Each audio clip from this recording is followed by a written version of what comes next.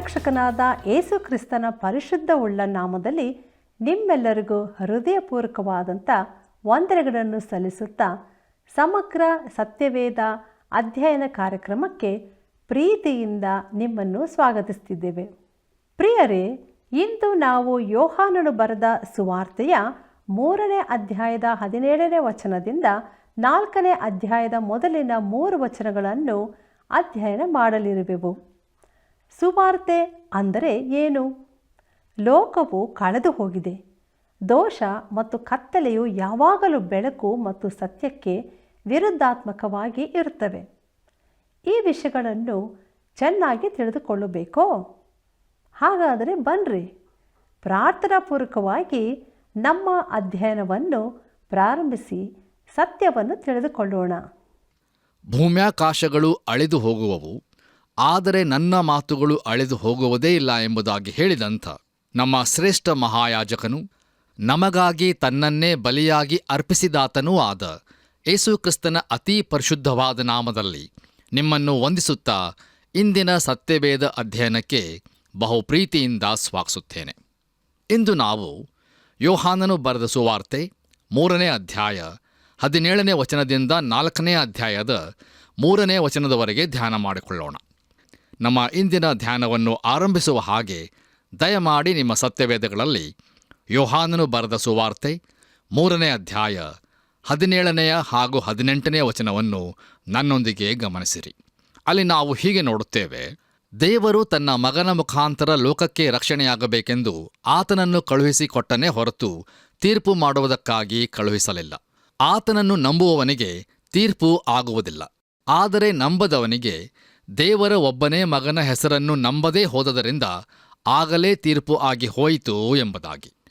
ಕರ್ತನಲ್ಲಿ ಪ್ರಿಯ ದೇವಜನರೇ, ಈ ವಾಕ್ಯ ಭಾಗದಲ್ಲಿ ನಾವು ನೋಡುವುದೇನೆಂದರೆ, ನಮ್ಮ ಕರ್ತನಾದ ಯೇಸು ಕ್ರಿಸ್ತನು ಮೊದಲನೇ ಸಾರಿ ಬಂದಾಗ ಆತನು ನ್ಯಾಯಾಧಿಪತಿಯಾಗಿರಲಿಲ್ಲ ಎಂಬುದಾಗಿ.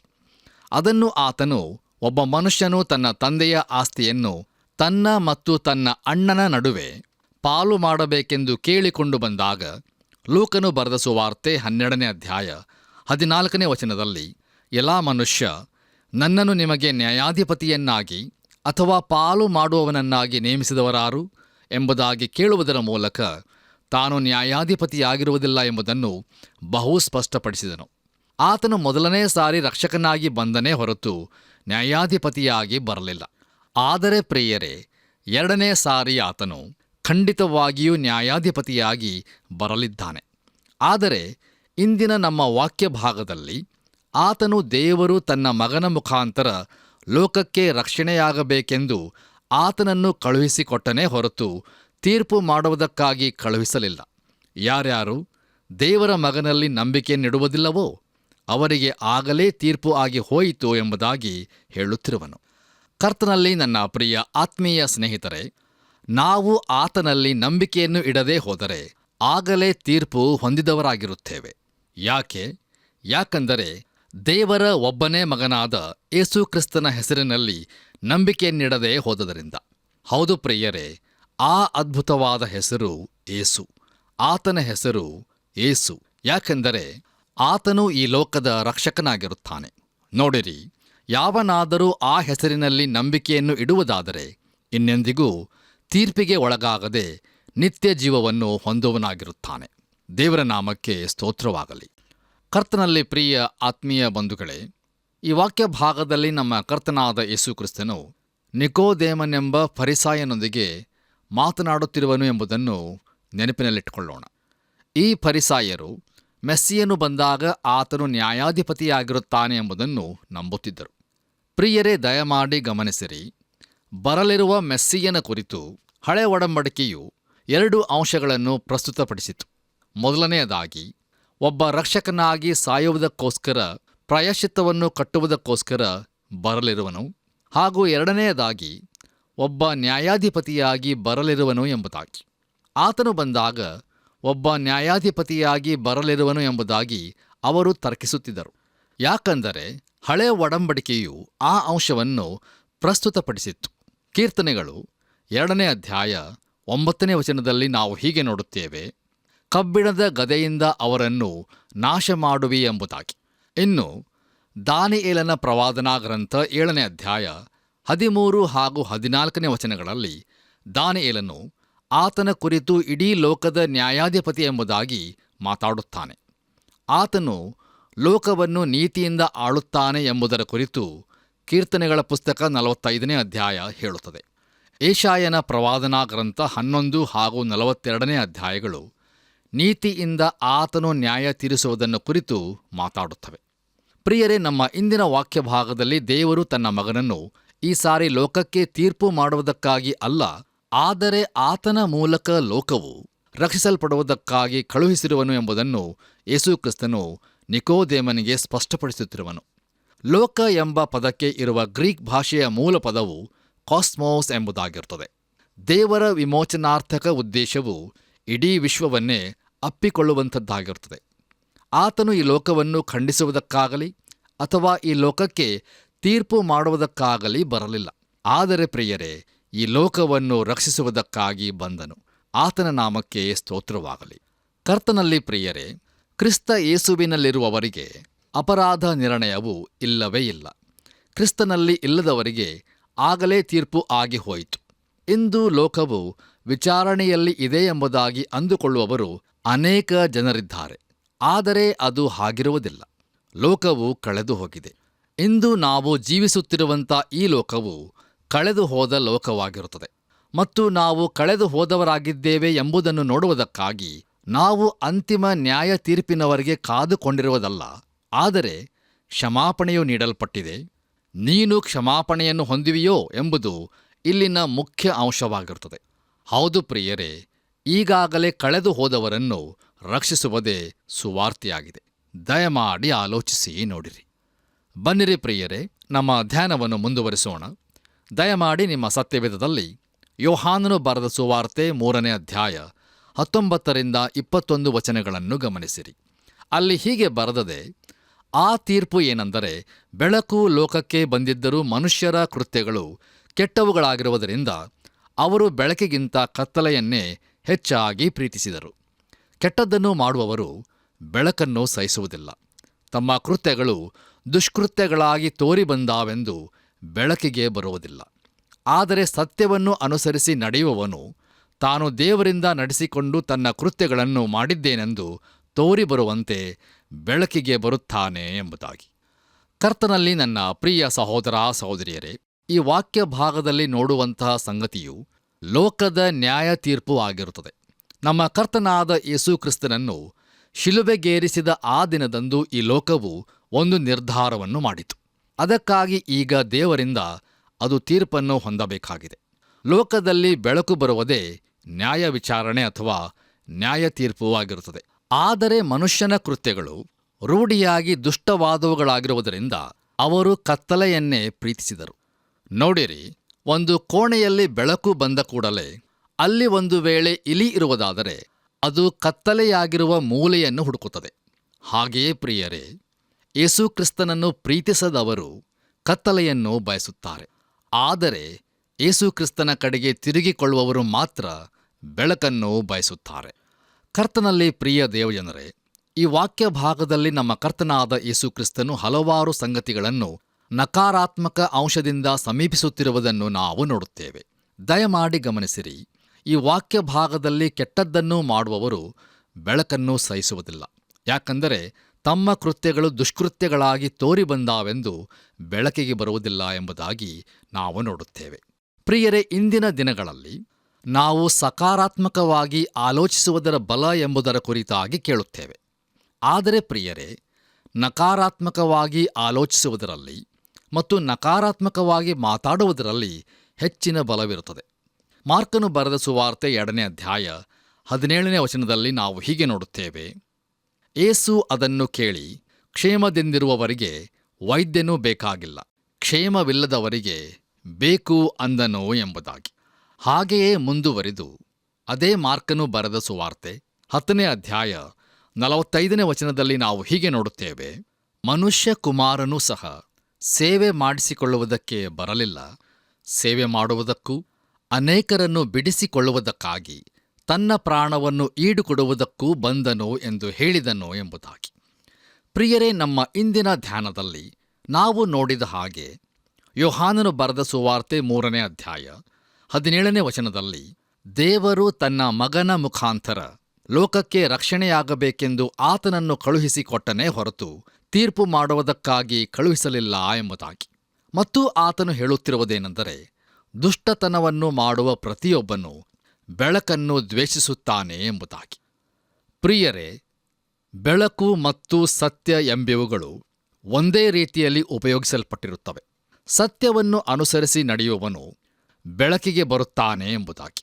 ಹೌದು, ದೋಷ ಮತ್ತು ಕತ್ತಲೆಯು ಯಾವಾಗಲೂ ಬೆಳಕು ಮತ್ತು ಸತ್ಯಕ್ಕೆ ವಿರುದ್ಧಾತ್ಮಕವಾಗಿ ಇರುತ್ತವೆ.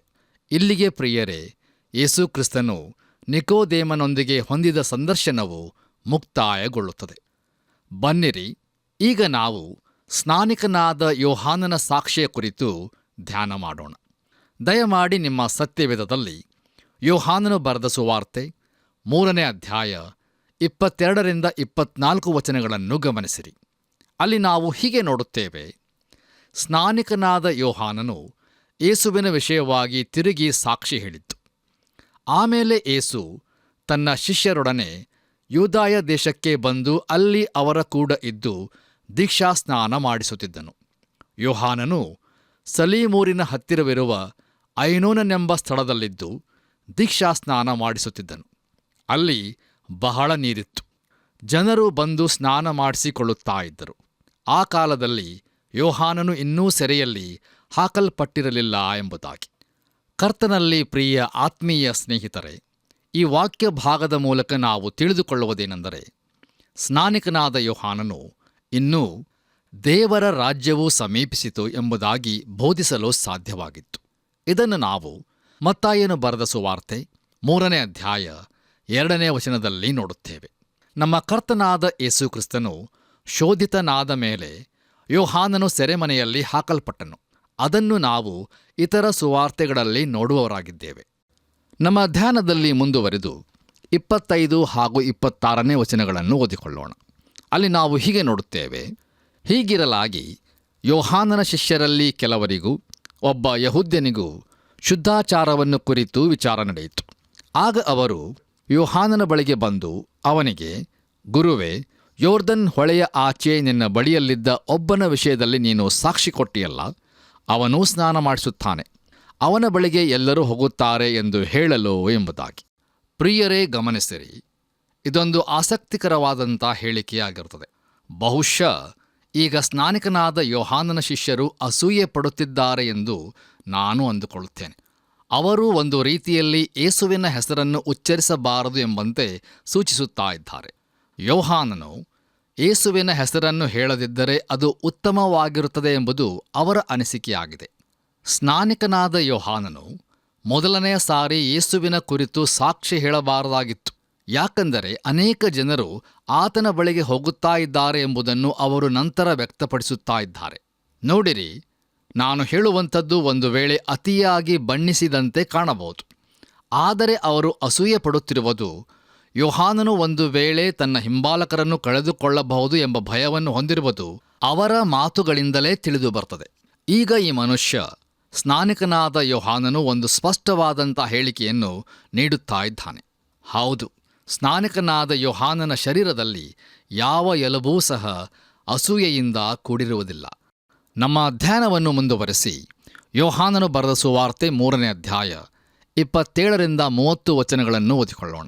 ಅಲ್ಲಿ ಹೀಗೆ ನೋಡುತ್ತೇವೆ: ಯೋಹಾನನು ಪರಲೋಕದಿಂದ ಅನುಗ್ರಹಿಸೋಣವಾದದ್ದನ್ನೇ ಹೊರತು ಮನುಷ್ಯನು ಹೆಚ್ಚೇನೂ ಹೊಂದಲಾರನು.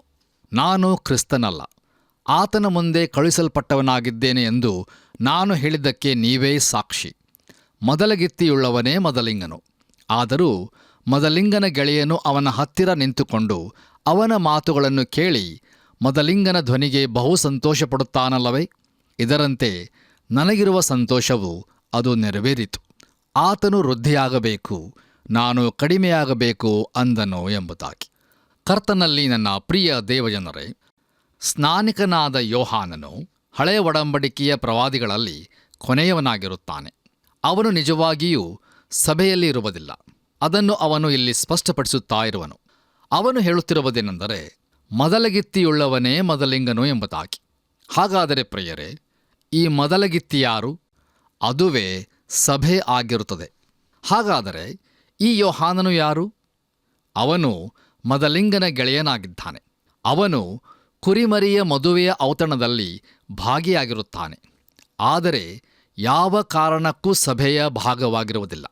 ಅವನು ಹಳೆ ಒಡಂಬಡಿಕೆಯ ಪ್ರವಾದಿಗಳಲ್ಲಿ ಕೊನೆಯವನಾಗಿದ್ದು, ಮೆಸ್ಸಿಯನ ಬರೋಣವನ್ನು ಘೋಷಿಸುವುದಕ್ಕಾಗಿ ಹಳೆ ಒಡಂಬಡಿಕೆಯ ಪುಟಗಳಿಂದ ಹೊಸ ಒಡಂಬಡಿಕೆಯ ಪುಟಗಳ ಕಡೆಗೆ ನಡೆದು ಬರುವವನಾಗಿದ್ದಾನೆ. ಅಷ್ಟೇ ಅಲ್ಲದೆ ಪ್ರಿಯರೇ, ಈ ವಾಕ್ಯ ಭಾಗದಲ್ಲಿ ನಾವು ನೋಡುವ ಮತ್ತೊಂದು ಮುಖ್ಯವಾದ ವಿಷಯವೇನೆಂದರೆ, ಪರಲೋಕದಿಂದ ಅನುಗ್ರಹಿಸೋಣವಾದದ್ದನ್ನೇ ಹೊರತು ಮನುಷ್ಯನು ಹೆಚ್ಚೇನು ಹೊಂದಲಾರನು ಎಂಬುದಾಗಿ. ನೋಡಿರಿ, ಮತ್ತೆ ಮತ್ತೆ ಈ ಸತ್ಯವು ಹೊರಬರುವುದನ್ನು ನಾವು ನೋಡುವರಾಗಿದ್ದೇವೆ. ಯೋಹಾನನು ಬರೆದ ಸುವಾರ್ತೆ 6ನೇ ಅಧ್ಯಾಯ 65ನೇ ವಚನದಲ್ಲಿ ನಮ್ಮ ಕರ್ತನಾದ ಯೇಸು ಕ್ರಿಸ್ತನು ಹೀಗೆ ಹೇಳಿರುತ್ತಾನೆ, ತಂದೆಯ ಅನುಗ್ರಹವಿಲ್ಲದೆ ಯಾರೂ ನನ್ನ ಬಳಿಗೆ ಬರಲಾರರು ಎಂಬುದಾಗಿ. ಈ ಹೇಳಿಕೆಗಳು ಬಹು ಅದ್ವಿತೀಯವಾದ ಹೇಳಿಕೆಗಳಾಗಿರುವವಲ್ಲವೇ?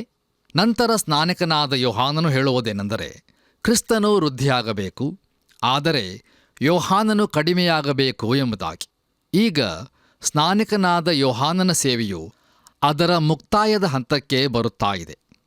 ಈಗ ದಯಮಾಡಿ ನಿಮ್ಮ ಸತ್ಯವೇದದಲ್ಲಿ ಯೋಹಾನನು ಬರೆದ ಸುವಾರ್ತೆ 3ನೇ ಅಧ್ಯಾಯ 31ರಿಂದ 36 ವಚನಗಳನ್ನು ನನ್ನೊಂದಿಗೆ ಗಮನಿಸಿರಿ.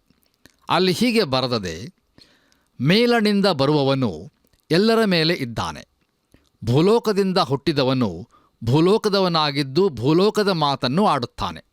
ಪರಲೋಕದಿಂದ ಬರುವವನು ಎಲ್ಲರ ಮೇಲೆ ಇದ್ದಾನೆ. ತಾನು ನೋಡಿ ಕೇಳಿದ್ದಕ್ಕೆ ಸಾಕ್ಷಿ ಕೊಡುತ್ತಾನೆ. ಆದರೆ ಆತನ ಸಾಕ್ಷಿಯನ್ನು ಯಾರೂ ಒಪ್ಪುವುದಿಲ್ಲ. ಆತನ ಸಾಕ್ಷಿಯನ್ನು ಒಪ್ಪಿದವನು ದೇವರು ಸತ್ಯವಂತನೆಂಬ ಮಾತಿಗೆ ಮುದ್ರೆ ಹಾಕಿದವನಾಗಿದ್ದಾನೆ. ಹೇಗೆಂದರೆ, ದೇವರು ಯಾರನ್ನು ಕಳುಹಿಸಿದ್ದಾನೋ ಆತನಿಗೆ ಆತ್ಮವರವನ್ನು ಅಳತೆ ಮಾಡದೆ ಅನುಗ್ರಹಿಸುವುದರಿಂದ ಆತನು ದೇವರ ಮಾತುಗಳನ್ನೇ ಆಡುತ್ತಾನೆ. ತಂದೆಯಾದ ದೇವರು ತನ್ನ ಮಗನನ್ನು ಪ್ರೀತಿಸಿ ಎಲ್ಲವನ್ನೂ ಆತನ ಕೈಯಲ್ಲಿ ಕೊಟ್ಟಿದ್ದಾನೆ.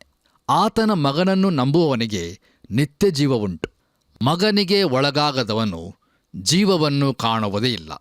ದೇವರ ಕೋಪವು ಅವನ ಮೇಲೆ ನೆಲೆಗೊಂಡಿರುವುದು ಎಂಬುದಾಗಿ. ಕರ್ತನಲ್ಲಿ ನನ್ನ ಪ್ರಿಯ ಸಹೋದರ ಸಹೋದರಿಯರೇ, ಈ ವಾಕ್ಯ ಭಾಗದ ಮೂಲಕ ನಾವು ತಿಳಿದುಕೊಳ್ಳುವುದೇನೆಂದರೆ, ನಮ್ಮ ಕರ್ತನಾದ ಯೇಸು ಕ್ರಿಸ್ತನು ಉತ್ಕೃಷ್ಟನಾಗಿದ್ದಾನೆ ಮತ್ತು ಮಹೋನ್ನತನಾಗಿದ್ದಾನೆ ಎಂಬುದನ್ನು ಸ್ನಾನಿಕನಾದ ಯೋಹಾನನು ಬಹು ಸ್ಪಷ್ಟಪಡಿಸುತ್ತಾ ಇದ್ದಾನೆ. ಹಾಗೂ ಕರ್ತನಾದ ಯೇಸು ಕ್ರಿಸ್ತನಿಗೆ ಸಂಬಂಧಿಸಿದಂತೆ ಅದ್ಭುತವಾದ ಸಾಕ್ಷಿಯನ್ನು ಕೊಡುತ್ತಿದ್ದಾನೆ. ಪ್ರಿಯರೇ, ಈ ಅಧ್ಯಾಯದ ಕಡೆಯ ವಚನದಲ್ಲಿ, ಅಂದರೆ 3ನೇ ಅಧ್ಯಾಯ 36ನೇ ವಚನದಲ್ಲಿ, ಆತನ ಮಗನನ್ನು ನಂಬುವವನಿಗೆ ನಿತ್ಯ ಜೀವ ಉಂಟು ಎಂಬುದಾಗಿ ನಾವು ನೋಡುತ್ತೇವೆ. ಇದು ಸರಿಯಾದ ಮಾತಾಗಿರುತ್ತದೆ. ಇದಕ್ಕಿಂತ ಸ್ಪಷ್ಟವಾದ ಮತ್ತೊಂದು ಸಂಗತಿಯು ಯಾವುದೂ ಇರುವುದಿಲ್ಲ. ನಾವು ಇಲ್ಲಿ ನೋಡುವ ಹಾಗೆ ಸ್ನಾನಿಕನಾದ ಯೋಹಾನನು ಸುವಾರ್ತೆಯನ್ನು ಸಾರಿದನು. ಅವನು ಯೇಸು ಕ್ರಿಸ್ತನಿಲ್ಲದೆ ಮನುಷ್ಯರು ಕಳೆದು ಹೋದವರಾಗಿದ್ದಾರೆ, ಆದರೆ ಯೇಸು ಕ್ರಿಸ್ತನಲ್ಲಿ ನಂಬಿಕೆಯ ಮೂಲಕ ನಿತ್ಯ ಜೀವವನ್ನು ಹೊಂದಬಹುದು ಎಂಬ ಸಂದೇಶವನ್ನು ನೀಡಿದನು. ನಮ್ಮ ಕರ್ತನಾದ ಯೇಸು ಕ್ರಿಸ್ತನ ಕುರಿತಾಗಿ ಇದೊಂದು ಪ್ರಚಂಡವಾದಂಥ ಸಾಕ್ಷಿಯಾಗಿದೆಯಲ್ಲವೇ? ಪ್ರಿಯರೇ, ಇಲ್ಲಿಗೆ ಯೋಹಾನನು ಬರೆದ ಸುವಾರ್ತೆಯ 3ನೇ ಅಧ್ಯಾಯವು ಮುಕ್ತಾಯವಾಯಿತು.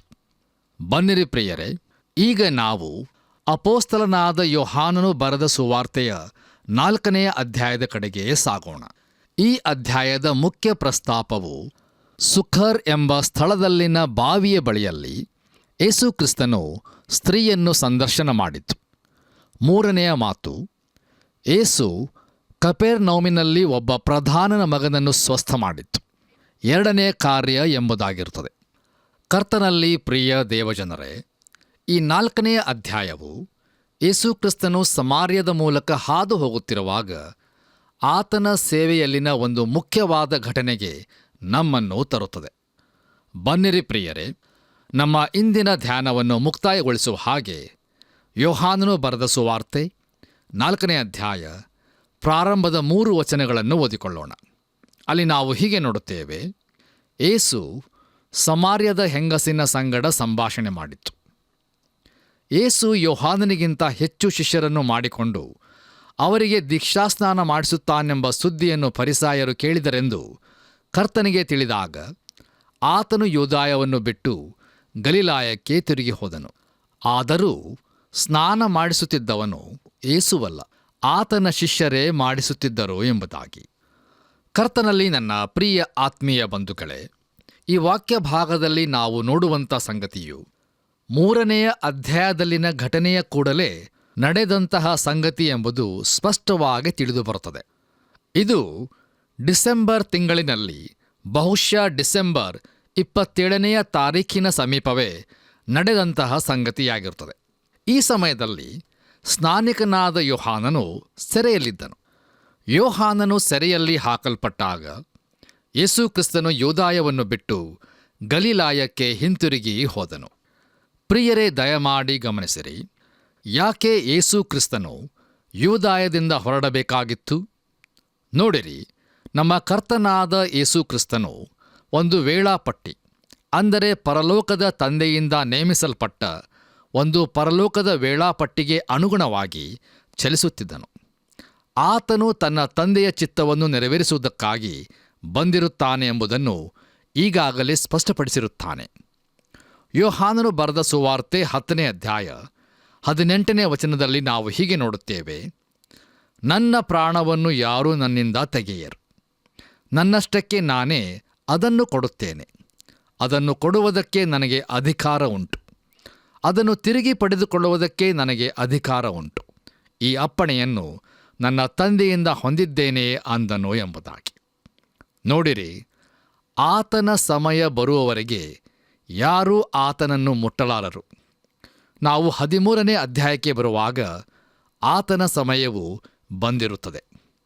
ಯೋಹಾನನು ಬರೆದ ಸುವಾರ್ತೆ 13ನೇ ಅಧ್ಯಾಯ 1ನೇ ವಚನದಲ್ಲಿ ನಾವು ಹೀಗೆ ನೋಡುತ್ತೇವೆ: ಪಸ್ಕ ಹಬ್ಬದ ಮುಂದೆ ಯೇಸು ತಾನು ಈ ಲೋಕವನ್ನು ಬಿಟ್ಟು ತಂದೆಯ ಬಳಿಗೆ ಹೋಗಬೇಕಾದ ಕಾಲ ಬಂತೆಂದು ತಿಳ್ಕೊಂಡು ಎಂಬುದಾಗಿ. ಇದರಿಂದ ನಾವು ತಿಳಿದುಕೊಳ್ಳುವುದೇನೆಂದರೆ, ನಮ್ಮ ಕರ್ತನಾದ ಯೇಸು ಕ್ರಿಸ್ತನು ತನ್ನ ತಂದೆಯ ವೇಳಾಪಟ್ಟಿಗೆ ಅನುಗುಣವಾಗಿ ಚಲಿಸುತ್ತಾ ಇದ್ದಾನೆ ಎಂಬುದಾಗಿ. ಹೌದು, ಆತನು ತನ್ನ ತಂದೆಯ ಚಿತ್ತವನ್ನು ನೆರವೇರಿಸುವುದಕ್ಕೆ ಬಂದವನಾಗಿದ್ದಾನೆ. ಆದುದರಿಂದ ನಮ್ಮ ವಾಕ್ಯ ಭಾಗದಲ್ಲಿ ನಾವು ನೋಡುವ ಹಾಗೆ ಆತನು ಪುನಃ ಗಲಿಲಾಯಕ್ಕೆ ಹಿಂತಿರುಗಿ ಬಂದನು. ಆತನು ತಿರುಗಿ ತನ್ನ ಮುಖ್ಯ ಕಚೇರಿಯಾಗಿದ್ದ ಕಪೆರ್ನೌಮ್ ಪಟ್ಟಣಕ್ಕೆ ಬಂದನು. ದೇವರ ನಾಮಕ್ಕೆ ಸ್ತೋತ್ರವಾಗಲಿ.